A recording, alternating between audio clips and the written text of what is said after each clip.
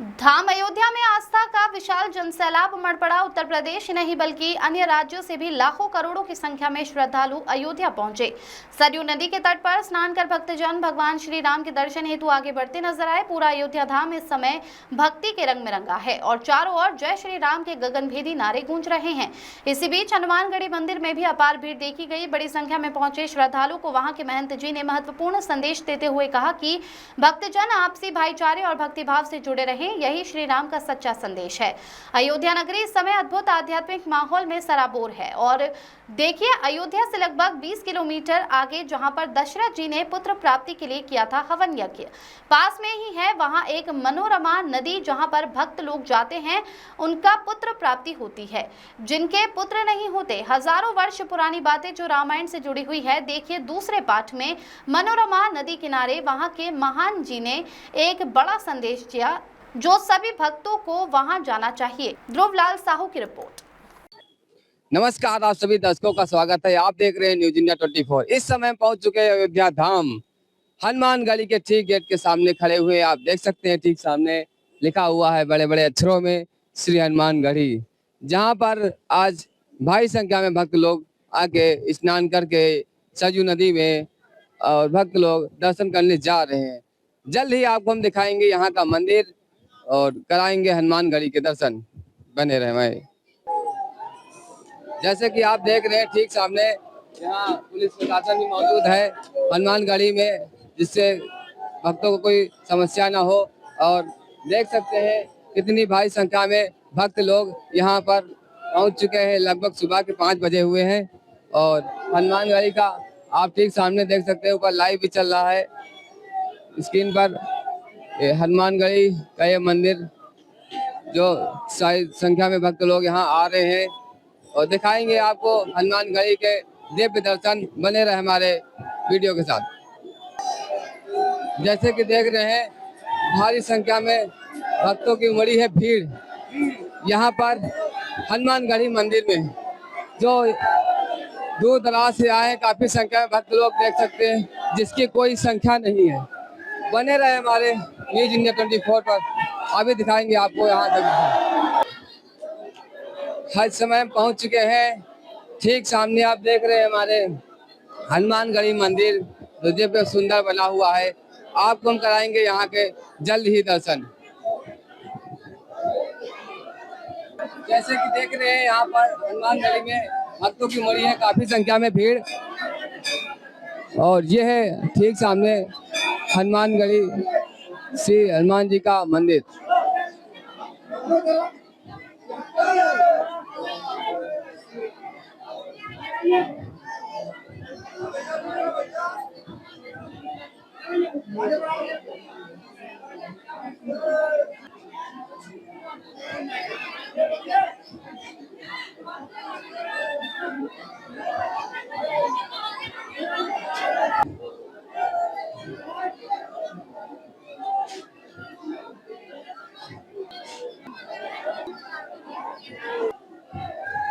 आइए हम इस मंदिर के हनुमानगढ़ी के महान जी से बात करना चाहेंगे इस मंदिर के विषय में। कैमरामैन थोड़ा आगे आइए।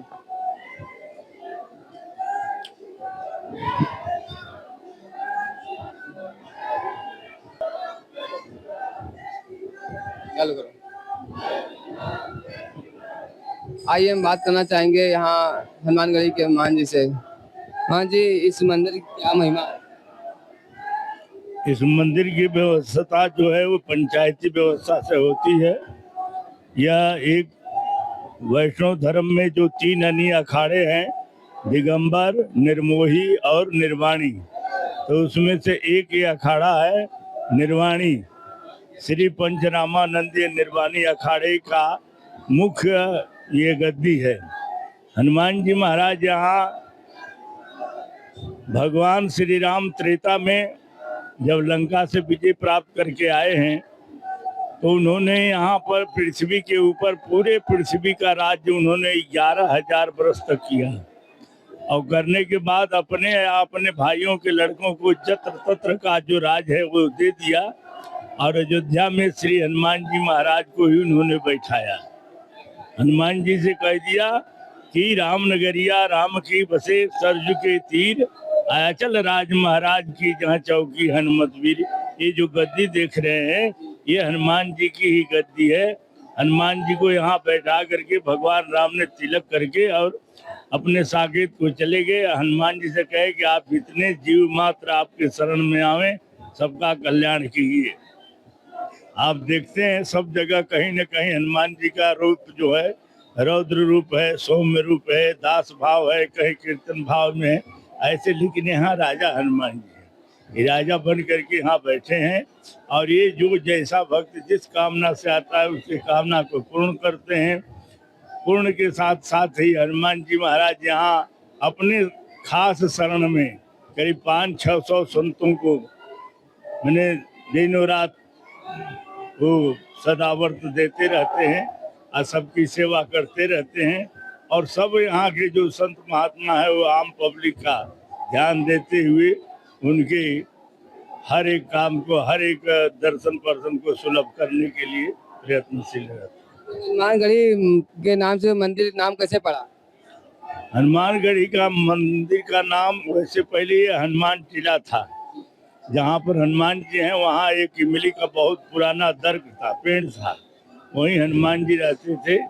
लेकिन जब मुस्लिम पीरियड में जब नवाब लोग रहते थे उस समय पर यहाँ पर एक नवाब था जिसका नाम था सिराजुद्दौला।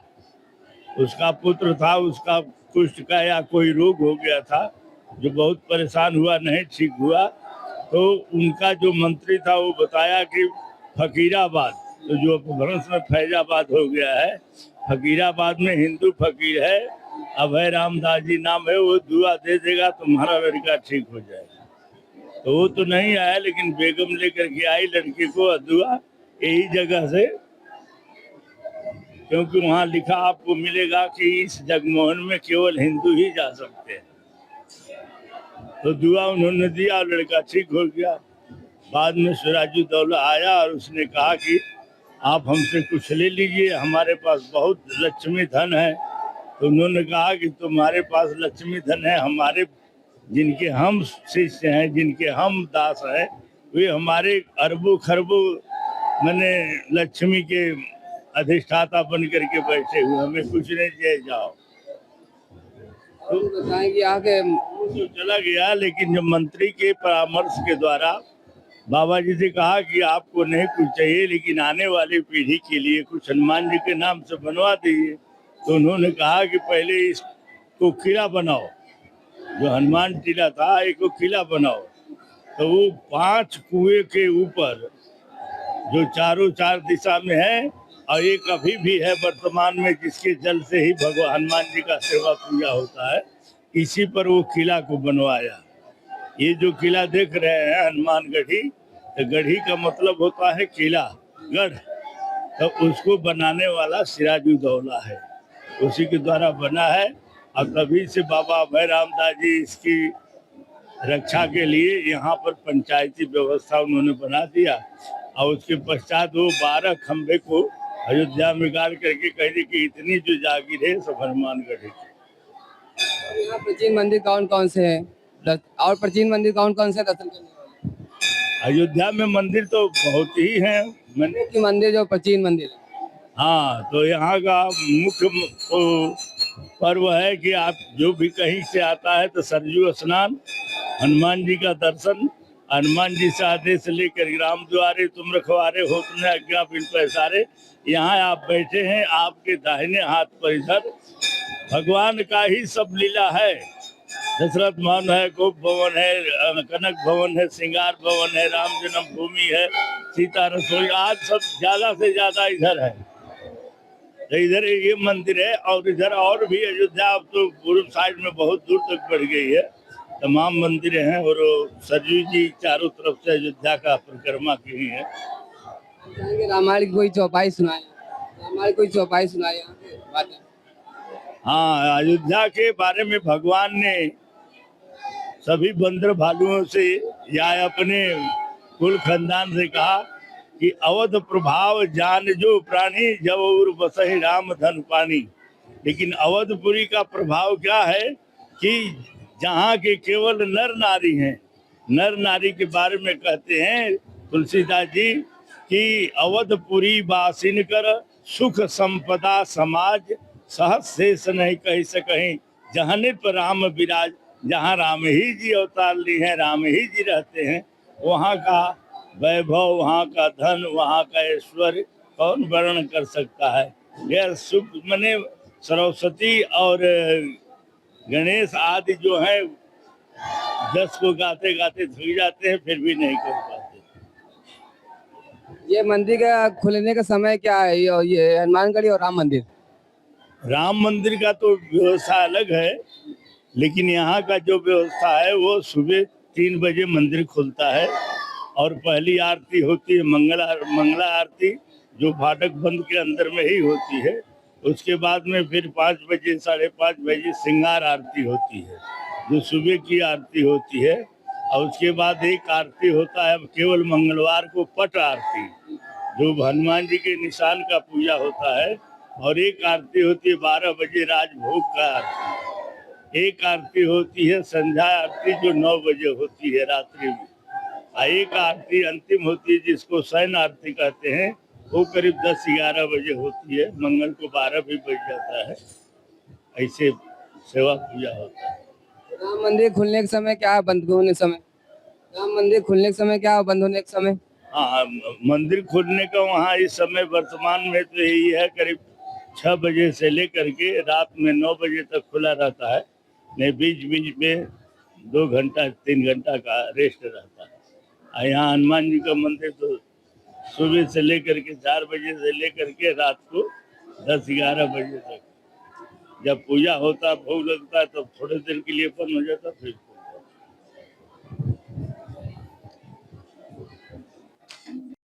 सभी दर्शकों का स्वागत है। आप देख रहे हैं न्यूज़ इंडिया 24। इस समय हम खड़े हुए हैं बहुत ही भव्य नदी, और यहाँ की एक बहुत ही लंबी कथा जो राम से जुड़ी हुई है। यहाँ पर राम के पिता श्री दशरथ जी ने जहाँ पर पुत्र प्राप्ति के लिए हवन किया था, यह पड़ता है बस्ती जिला।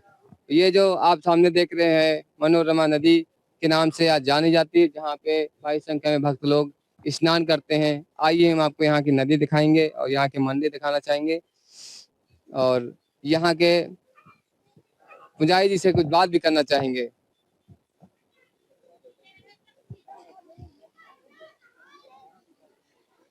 जैसे कि आप देख रहे हैं, ये जो नदी दिख रही है आपको ठीक सामने, ये मनोरमा नदी के नाम से जानी जाती है, जहाँ पर भक्त लोग सभी आते हैं, इसी नदी में स्नान करते हैं, अपनी मनोकामना मांगते हैं, सबकी पूरी होती है। और आपको यहाँ के मंदिर भी दिखाएंगे और यहाँ के पुजारी जी से इस विषय में जानकारी भी करना चाहेंगे। बने रहे हमारे।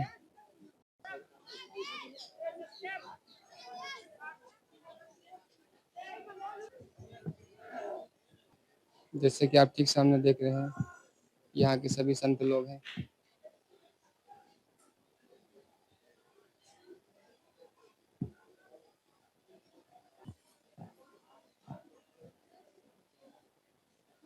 जैसे कि आप देखा यहाँ का मंदिर और यहाँ की जो नदी है और यहाँ के मंदिर हैं, और यहाँ के कुछ पुजारी से हम बात करना चाहेंगे। इस मंदिर की विशेषता क्या है, और यहाँ पे हवन समाधि बनी हुई है, यहाँ पे खड़े हुए हैं, इसका क्या महिमा है, किस युग क्या है।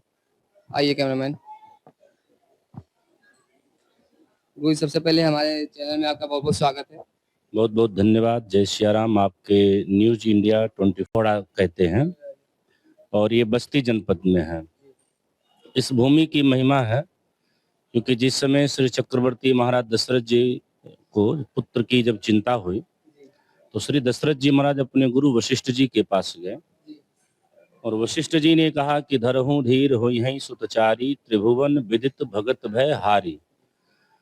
और यज्ञ का जब चयन होने लगा तो ये अयोध्या से उत्तर पड़ता है, और ये सामने जो नदी है, इस नदी का नाम है मनोरमा। इसके याम्य तट अर्थात दक्षिण तट पे ये भूमि है, और यहाँ पर ही यज्ञ हुआ है। इसे हम यज्ञ क्षेत्र कहते हैं, ये मक भूमि कहते हैं। और यहाँ पर जो भी जिनको भी आज के युग में भी जिनको भी संतान की समस्या होती है, तो आज भी लोग यहाँ पर आते हैं, यज्ञ करते हैं, चूंकि ये श्री चक्रवर्ती महाराज दशरथ जी के राजमहल, बड़ा स्थान, बड़ी जगह अयोध्या से ये संलग्नित स्थान है। ये श्री राम जानकी भगवान जी यहाँ विराजमान है। अयोध्या यहाँ से कितनी दूरी पे है? अयोध्या यहाँ से दक्षिण दिशा में 20 से 22 किलोमीटर की दूरी पर है। और अयोध्या जी का एक प्रसिद्ध स्थल है जिसे हम बिंदु गाध्याचार्य के नाम से जानते हैं, जो श्री कनक बिहारी जी के दक्षिण, श्री हनुमानगढ़ी जी के पश्चिम तट पर है। ये उस आश्रम की एक शाखा है। और आज भी प्रत्येक वर्ष वैशाख शुक्ल तृतीया से लेकर के वैशाख शुक्ल नवमी तक प्रत्येक वर्ष श्री राम महायज्ञ के रूप में आज भी यहाँ पुत्रेष्टि यज्ञ होती है और लोगों को उसका लाभ प्राप्त होता है। इस भूमि इतनी पवित्र है कि यहाँ पर किए गए जप तप, क्योंकि इस क्षेत्र, इस जगह की एक महिमा है। अन्य क्षेत्रे कृतम पापम काशी क्षेत्रे विनश्यति, काशी क्षेत्रे कृतम पापम प्रयाग क्षेत्रे विनश्यति, प्रयाग क्षेत्रे कृतम पापम मनोरमा तटे विनश्यति, मनोरमा तटे कृतम पापम वज्रलेपनो भविष्यति। आप काशी में कोई अपने गांव घर में अगर कोई पाप ताप आपसे होता है तो मात्र काशी विश्वनाथ जी का दर्शन करिए, गंगा का दर्शन करिए, संकट हरण भगवान का दर्शन करिए, तो पाप आपका नष्ट हो जाता है। लेकिन अगर कहीं काशी में अगर कोई आपसे पाप हो गया, फिर आपको बेड़ू माधव भगवान और त्रिवेणी अर्थात प्रयागराज जी का दर्शन करना चाहिए। तो काशी का पाप प्रयागराज जी में हरण होता है। लेकिन अगर आपसे प्रयागराज जी में कोई पाप हो गया, तो अब पाप का हरण करने में अगर किसी में सामर्थ्य है तो हमारी मनोरमा मैया में सामर्थ्य है। लेकिन अगर यहाँ से आपसे कोई पाप हो गया तो फिर वो कहीं मिटने वाली नहीं है। श्री नचिकेत ऋषि नचिकेत पुराण में इसी मंगल श्लोक का मंगल वर्णन करते हैं। इसकी बड़ी अद्भुत महिमा है। अयोध्या के बराबर इसकी महिमा है। अयोध्यावासी आवे अयोध्या यहाँ का दर्शन करने, क्योंकि हमारे राम जी की जो प्राकट्य शाखा है ये वही स्थली है। और यहीं से राम जी को चरु के रूप में अर्थात अग्नि भगवान चरु लेकर के, ये कुंड वही है। आज भी यहाँ पे हमको लग रहा है कि सामने जो कुंड है, यहाँ इस कुंड में आज भी प्रत्येक वर्ष चरु का निर्माण होता है। और हमको लग रहा है कि 2006 से यहाँ यज्ञ हो रहा है और अब तक 10,000 लोगों को संतान की प्राप्ति इस यज्ञ के द्वारा हो चुकी है। बड़ी अद्भुत महिमा है इसके। ये मनोरमा नदी कहाँ से आई, कहाँ को गई है? देखिए, ये आगे चल करके श्री सरयू मैया में ही मिल गई हैं। आगे सिद्धार्थ नगर से होते हुए हमारी सरयू मैया में मिल गई हैं। और नेपाल के पास में एक छोटा सा तालाब है। आप जो नदी के रूप में देख रहे हैं, ये किसी विशेष झरना या स्रोत नहीं है। नेपाल और श्रावस्ती के बीच में एक बड़ा सा तालाब है। उस तालाब की ही ये धारा है और ये पवित्र नदी है। इसे हम लोग कुंवारी नदी कहते हैं। ये पवित्र नदी है। और बगल में एक उधर है, उसे हम घृत नाला कहते हैं। यज्ञ के द्वारा पूर्णाहुति होती है तो वसुधारा होता है। वसुधारा में दशरथ जी इतना घृत किए कि आगे सामने इधर एक आप देखेंगे, अभी तो थोड़ा सा बरसात की वजह से थोड़ा सा गंदगी हो गई है, तो घृत नाला के रूप में आज भी प्रणीत है ये। इस हवन कुंड में कब का हवन होता है, पूजा पाठ क्या यहाँ पर भक्तों कब कब आते हैं? यहाँ पर भक्तों का तांता जैसे भी आप देख रहे होंगे, लाखों की संख्या में यहाँ भगत है। तीज और ऋषि पंचमी के अवसर पर यहाँ भगत खूब आते हैं। गणेश चतुर्थी, गणेश चतुर्थी भी है, अभी भगत आ ही रहे हैं, कल भी लोग आएंगे। उसके बाद यहाँ प्रमुख रूप का जो ये उत्सव यहाँ है, ये नदी में कौन सा दिन का ज्यादा महत्व होता है? देखिए, इस नदी में गुरुवार और सोमवार और पुण्य तिथि, जैसे नवमी हो गई, तृतीया हो गया, एकादशी हो गई, पूर्णिमा हो गया, अमावस्या हो गया, त्रयोदशी हो गई, चतुर्दशी हो गई, प्रत्येक दिन की स्नान की महिमा है। क्योंकि पवित्र नदियों में किसी दिन का बेस नहीं होता है। आप जब स्नान करेगा पुण्य आपको वही प्राप्त होगा। और यहाँ पर अत्यधिक जो भीड़ होती है, एक अति उत्सव के रूप में यहाँ पर वैशाख शुक्ल तृतीया से वैशाख शुक्ल नवमी अर्थात जानकी नवमी तक विशेष रूप में यहाँ मनाई जाती है। यहाँ पर पुत्रेष्टि यज्ञ हर वर्ष की जाती है, जिसका आयोजन दशरथ महल पीठाधीश्वर हमारे पूज्य गुरुदेव भगवान और यहाँ के सहकारिता जो करते हैं ऐसे श्री सूर्य नारायण दास वैदिक जी के द्वारा ये देख रेख में सारी क्रियाएं आज भी होती हैं। यहाँ कथा होता है, प्रत्येक दिन यहाँ कीर्तन होता है। 365 दिन यहाँ अनवरत कीर्तन चलता ही रहता है। 24 घंटा यहाँ कीर्तन चलता रहता है। अच्छा, इसमें कलयुग चल रहा है, कहते हैं कलयुग केवल नाम आधारा सुमिर सुमिर न उतर पा रहा। और इस युग में कौन सी ऐसी भक्ति करे जो भक्त लोग पापों से जल्दी मुक्ति मिल जाए और अगला जन्म सिद्ध रहे? देखिए, कहूँ कहाँ लगी नाम बढ़ाई, राम न सके नाम गुण गाई। अब कलयुग की आपने बात करी है, तो भागवत जी में एक श्लोक आती है महात्म्य में ही कि अन्य समय में किसी समय में दान की, किसी समय में यज्ञ की, किसी समय में तप की महिमा थी, लेकिन कलौ केशव कीर्तनात्, कलयुग में केवल भगवान की कीर्तन की ही महिमा है। तो कलयुग में नाम जप बड़ा उत्तम होता है। अब नाम जप की कोई महिमा नहीं है। नाम जप जैसे अब भोजन होता है, तो भोजन में मात्रा है, भजन में मात्रा नहीं है। तो भजन बिना मात्रा का है, इसलिए भजन अपच नहीं कर सकते। भोजन आप ज्यादा कर लेंगे तो आपको एसिडिटी हो जाएगी, अपच हो जाएगा, परेशान हो जाएंगे। लेकिन आप भजन जितना करते जाएंगे उतने ही आनंदित हो जाएंगे ना। तो भजन की कोई मात्रा नहीं है। और कलयुग में नाम की बड़ी अद्भुत महिमा है।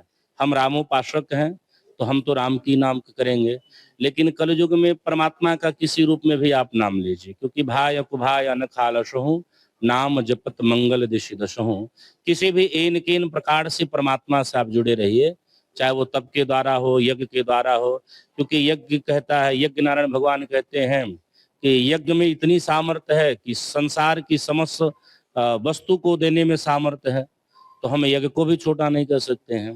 गृहस्थी धर्म में रह के कहते हैं 9 प्रकार की भक्ति है, और 9 प्रकार की भक्ति में कौन सी भक्ति करना चाहिए? देखिए गृहस्थ 9 प्रकार की भक्ति कौन कौन सी है? लेकिन गृहस्थ धर्म की सबसे जो सुंदर भक्ति है वो नाम जप और संत दर्शन, ये 2 चीज हैं।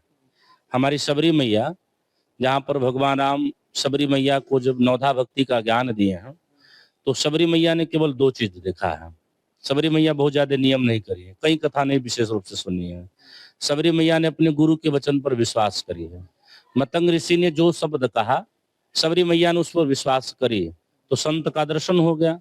और मतंग जी ने कहा कि तुम राम जी का स्मरण करते न, राम एक दिन जरूर आएंगे। और भागवत जी के अनुसार प्रहलाद जी महाराज अपने पूज्य पिता श्री हिरण्यकशिपु को कहते हैं कि हे पिताजी, क्योंकि हिरण्यकशिपु ने कहा कि किमर्थ साधताम, तुम हमारे अनुसार चलो।